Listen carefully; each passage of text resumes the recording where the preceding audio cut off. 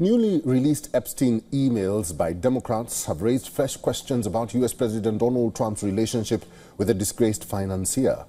On Wednesday, Democrats on the House Oversight Committee released 3 emails which suggest that Trump knew more about Epstein's sexual abuse than he has previously acknowledged.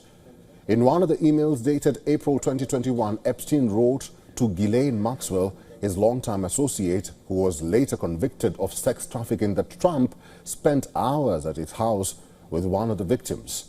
More pressure is piling up on Trump after Republican House Speaker Mike Johnson said he would hold a vote next week on a bid to force the Justice Department to release the remaining Epstein files.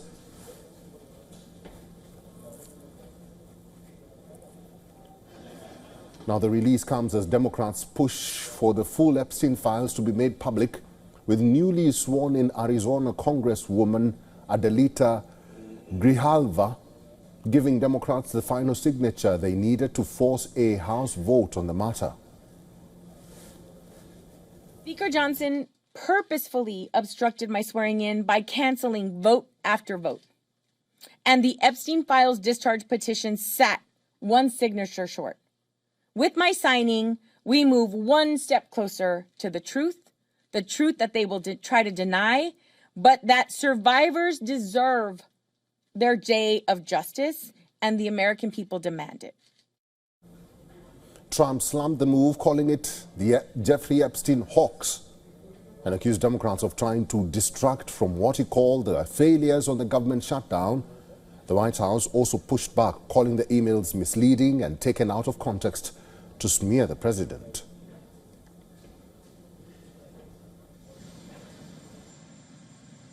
These emails prove absolutely nothing other than the fact that President Trump did nothing wrong. And what President Trump has always said is that he was from Palm Beach, and so was Jeffrey Epstein. Jeffrey Epstein was a member at Mar-a-Lago until President Trump kicked him out because Jeffrey Epstein was a pedophile and he was a creep. Illinois Governor J.B. Pritzker, however, said that Democrats' release is just the beginning and that more revelations will come to light once the full files are made public. The House vote on releasing the full Epstein files is likely to take place next week. Trump and Epstein were friends for more than a decade and were photographed together at social events from Palm Beach to New York. The two reportedly fell out in 2004 over a property dispute. Epstein died by suicide in federal custody in 2019 while awaiting trial on sex trafficking charges. Trump denies any wrongdoing or even acknowledging Epstein's crimes.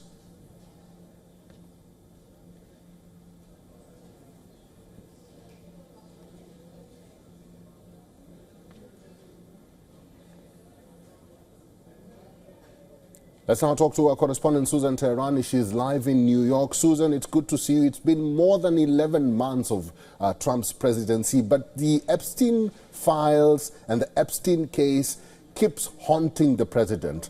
What's the impact that this Epstein case is having on the president and also his MAGA constituents?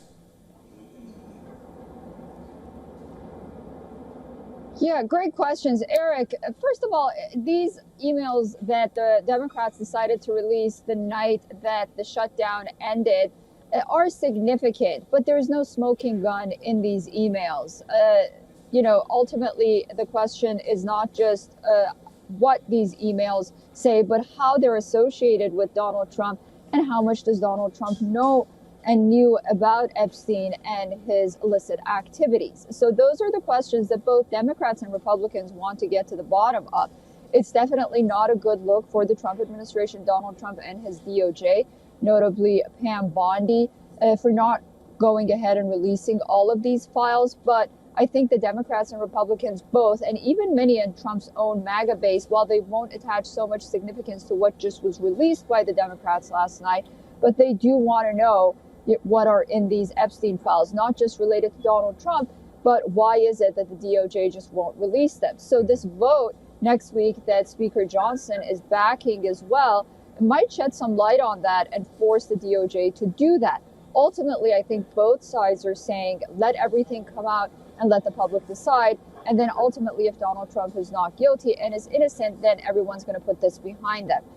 However, it's also important to note that, when President Trump talks about hoax and whatnot, there are those in his MAGA movement and his supporters who believe that the Democrats decided to selectively last night release this because it would take the headlines and the news away from their failures in the government shutdown. And also another thing that Democrats might be under fire is that Speaker Johnson is willing to vote on this next week, but not talk about the Democrats' key demands, which is to put a vote on healthcare subsidies, which caused the shutdown initially. So, no smoking gun yet, but it's definitely of intrigue, of interest, and doesn't make the White House look good that it's sort of pushing back so much.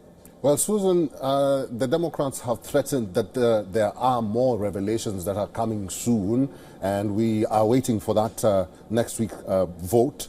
But still, if more revelations do still come out from the Democrats, what impact will that have on President Trump? My concern is the president. Yeah, that's a valid point. And really the issue is right now, it depends on what comes out. After the Democrats released some of these emails, the Republicans last night immediately released a treasure trove of evidence, as 20,000 documents from the Epstein estate. And again, there is no smoking gun. Now, there is a question of how much president was associated with Epstein and how much he knew. But the fact that he was directly involved, some believe that if there was any there, it would have been out by now, especially during the election season, the last election season. But unless and until we know what's in these documents, we won't know the impact it has on Donald Trump. Does it make him look good right now in the public eye? It's just not clear whether or not the public sees this as a priority. They do see this as tabloid fodder. But other than that, it seems that people have already made up their minds about Donald Trump, whether they love him or hate him. We'll see. Let's see what comes out. Let's see what comes out. Susan, it's good to see you. We'll have to leave it there. Thank you.